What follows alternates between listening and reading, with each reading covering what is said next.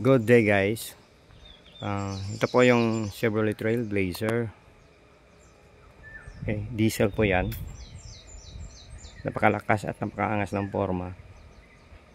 8 taon na po ito sa amin. Patuloy niya kami sinisilbihan araw-araw. Alright. Ayan, tignan natin kung anong meron dito. Tara, pasok tayo. Okay. Una mapapansin mo dito, meron siyang side pockets na pwede yung mga kagaya ng tubig, tawag nila. Okay. Ito yung mga controls niya sa window. Automatic lang yan. Isang press mo lang, bababa at angat lahat, pati sa likod, hindi lang sa harap. Okay. Ito naman button na to para to sa kanyang side mirror na ma-adjust mo. Taas, bababa, gilid. Okay. Right. Ito naman sa ilaw niya. Okay. Gusto mo mataas o mababa. At saka para naman sa paglam sa harap at sa likod. Okay. Ngayon, pandarin natin siya. Ito ay meron pa siyang susian dito. Hindi pa siya keyless entry. Okay. Ayan. Pag pinandar mo, yun ang nakikita mo dyan. Nagdi-display siya ng mga information. Sa ngayon po, ito ay mayroon ng 160,276 kilometers na natakbo. Ito naman ang kanyang infotainment system ay 8 inches na pwede siyang Bluetooth. Okay? Pwedeng AM, FM, auxiliary, USB.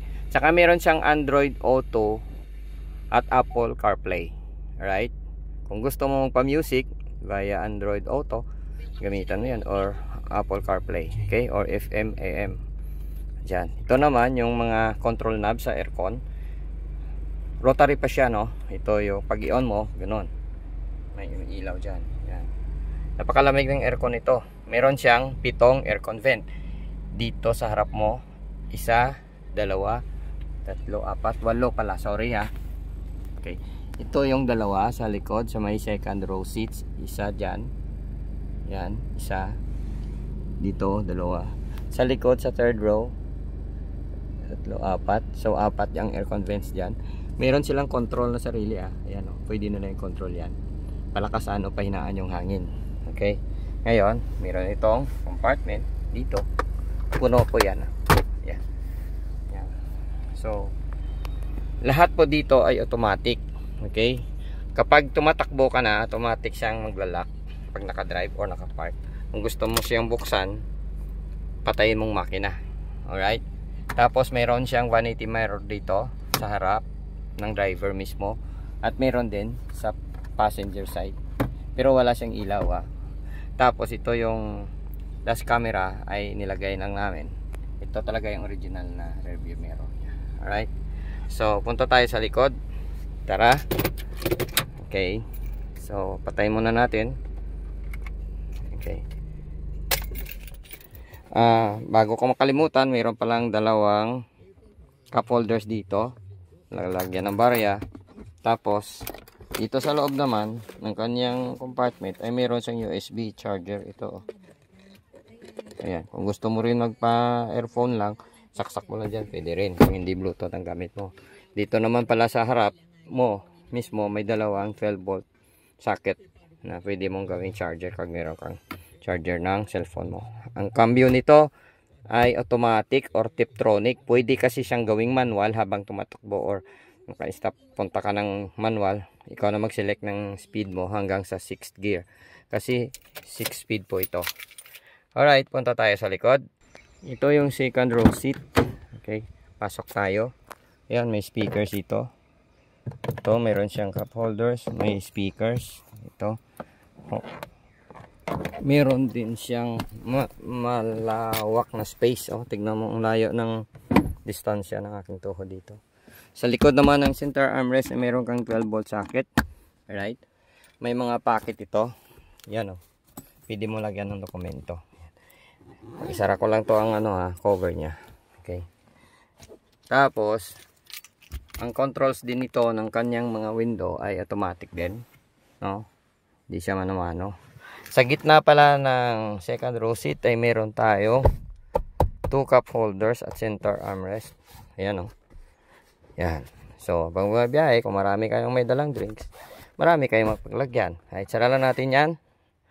Okay. Ito naman yung third row seat niya. Yan. Tandaan nyo, ang third row seat ay hindi siya katulad ng iba na mababa. Ito, no, pang normal na tao, hindi pang bata lang. Tapos sa likod niya, meron siyang cup holders dyan. At sa taas, air vent. So, hindi ka mainitan habang bumabiyahe. At saka may ilaw. Ito. Ayan.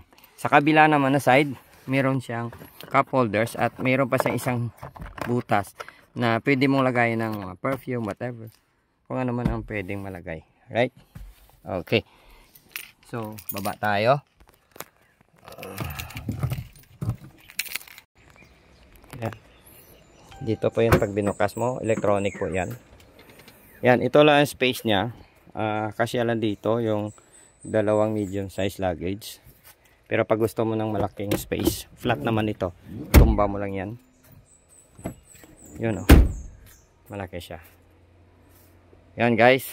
Ito mga tali, hindi ito kasama ng binili namin. Mga ordinaryong tali lang yan. Nilagay ko lang yan. Para kasi minsan naghahakot ako ng tubig. Para hindi matumba-tumba. Saka meron siyang mga sabitan dito. Yan dito. Saka may ilaw. Dito sa likod, 3 ang ilaw. Pag binuksan mo yung likod, ito yung isa. Yan. So, ganito ang itsura niya sa malayuan. Yan, 3 ilaw. 1, 2, 3. So, hindi madilim kapag nagkakarga ka ng mga bagay sa gabi. Alright. Ang mags naman nito ay 18. Ito yung ginamit namin na gulong dito ay Bridgestone Doyler. At ang size ng gulong ay 265 60 R18. Okay, tubeless na rin yan. Alright. Hindi ko nalilinis yung baba. So, guys, ito ay may magandang makina. Kasi ang makina nito ay Duramax diesel engine. Buksan natin compartment ng engine. Ayan. Ganito po ang itsura ng makina ng Trailblazer ng Chevrolet.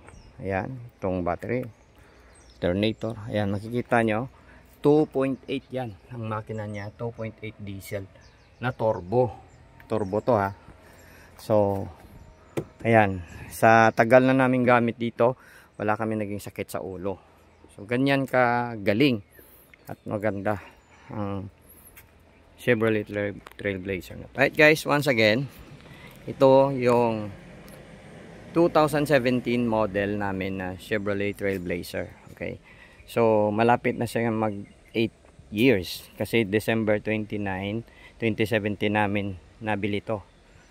So, ang tanong, ano na bang nangyari sa aming Trailblazer? Naku po, wala pong sakit sa ulo. Ang ginastos lang namin dyan yung mga normal na pinapalitan. Yung drive belt, pulley, yung mga tensioner, which is moving parts. Normal yon. Tsaka gulong at baterya. Yun lang po. Change oil, siyempre. Yun. Wala na kaming ginawa dyan na major. No? Hanggang ngayon, buhay na buhay at nagsiservisyo sa amin ng papasok na sa 8 taon.